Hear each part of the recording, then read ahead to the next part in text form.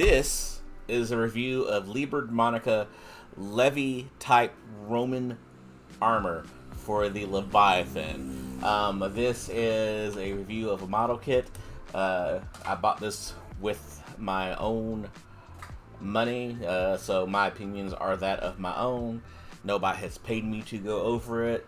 I can only hope one day to get paid to go over stuff, but that's never going to happen. I sound like a hillbilly.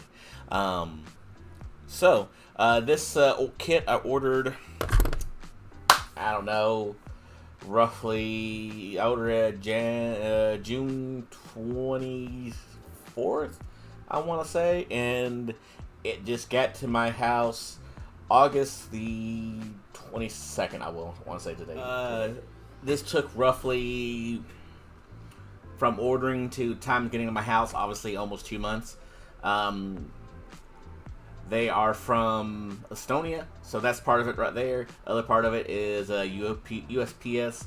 Apparently not actually ever knocking on my door to say that they had a package for me. It got Countryside the 11th, or they got local post office the 11th, and they've apparently just been sitting on it this whole entire time. I opened the bag to see what it was, just to confirm it is what it is. So I'm going to open it up and go through it right now. If you don't get a lot of good detail from this camera angle, I will provide still shots of the models. But this is how it came packaged in a bubble wrapper with a zip top bag with another zip top bag. And then another zip top bag. I'm just kidding, there's no more zip top bags. See here. Edges are crispy. Detail is nice. Looks like they've already done some of the bulk cleanup on the models. You can see a little bit of the nubbins right there. The pore gates from it. So see here we have crotch. Not gonna lie, I'm kind of nervous about how it was packaged. Everything I see being here in one piece. So we got a couple leg pieces. We got a shoulder piece. We should have another shoulder piece. Let's see here. This is, I think, side.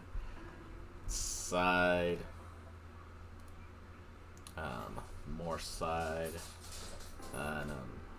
more side, and see here, his little top bit, knee guard,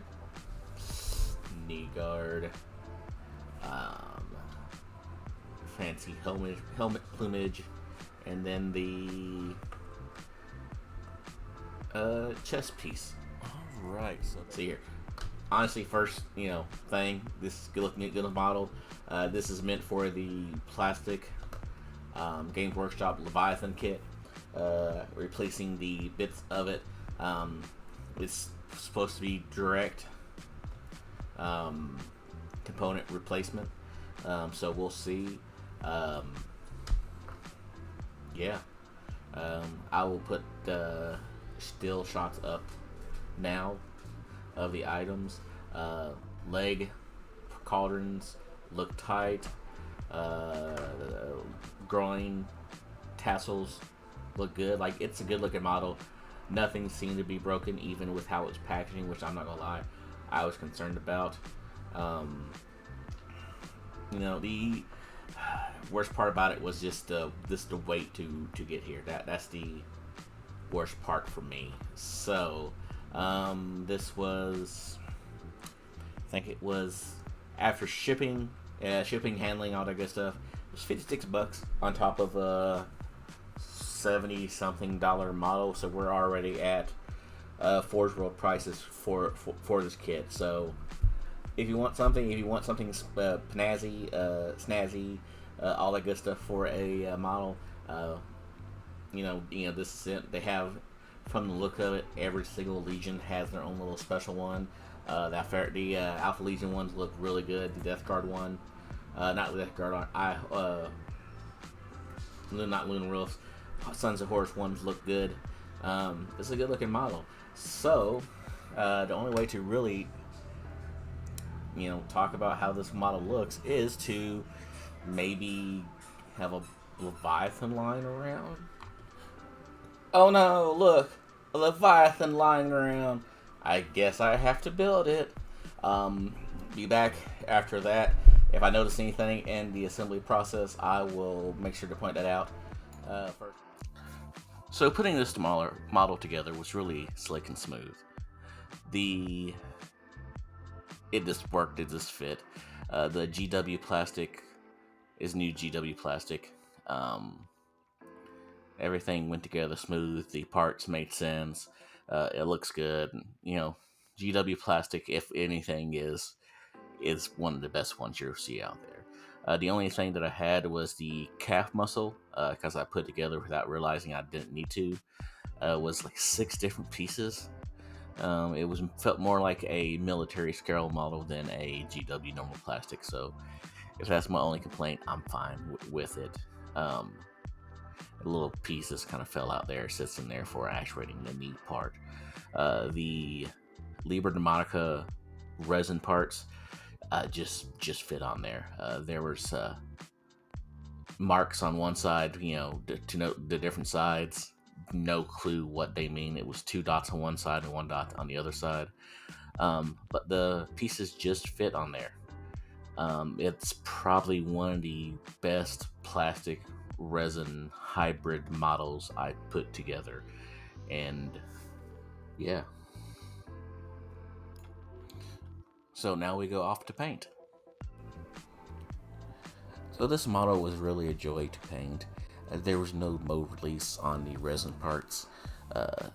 My guess is going to be they were pre-cleaned at the factory, or they just don't use a ton of resin release. Painting this model was an absolute joy. It's a good model to paint. There's a lot of detail on it, a lot of over-exaggerated detail that fits within the construct of the lore and the design cues that this is taken from. It's one of those rare, painters models, painters models, where there's a lot of good, stuff you can spend a lot of time and get a lot of detail out of, but also the bar to entry with this model is really low, meaning that anybody should be comfortable painting this model. Here I am. I'm just going back. Normally I don't hit it with white after I hit it with the blue. This right here is just, I'm using this to as over exaggeration of the details on it.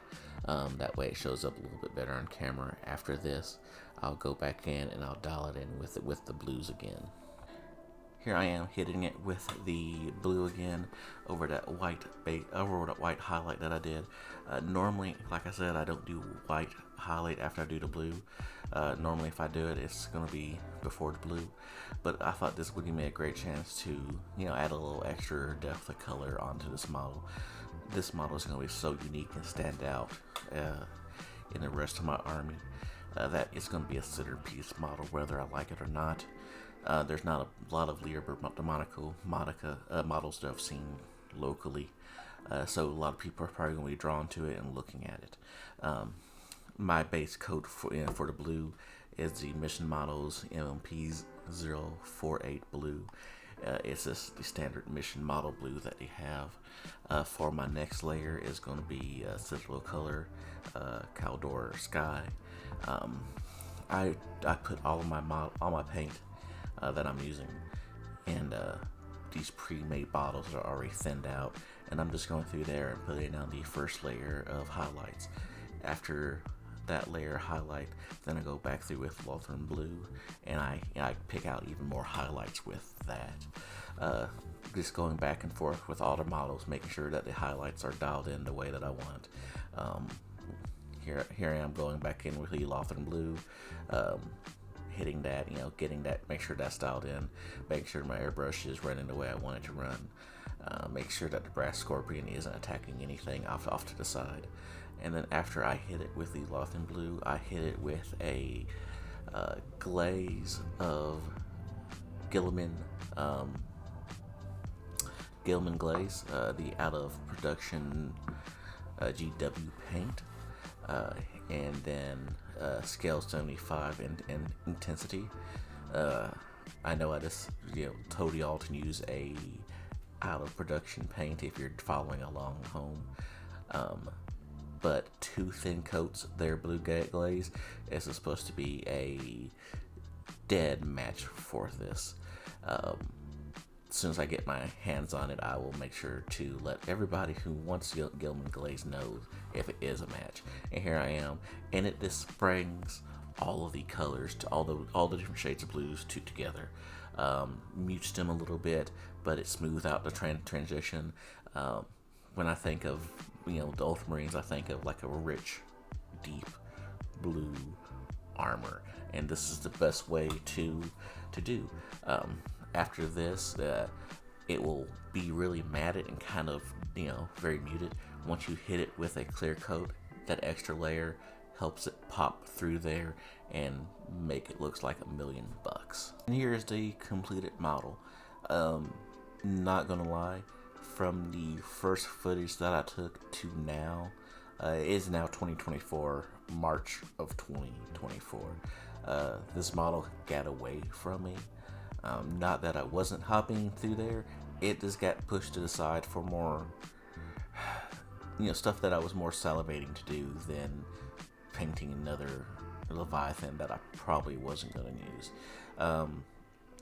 I got the blues down, I got the golds down, using that in the Super Gold formula with the Green Stuff World gold pigment on there.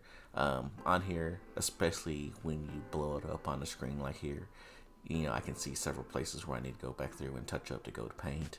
But by this point, I was just trying to get this model done.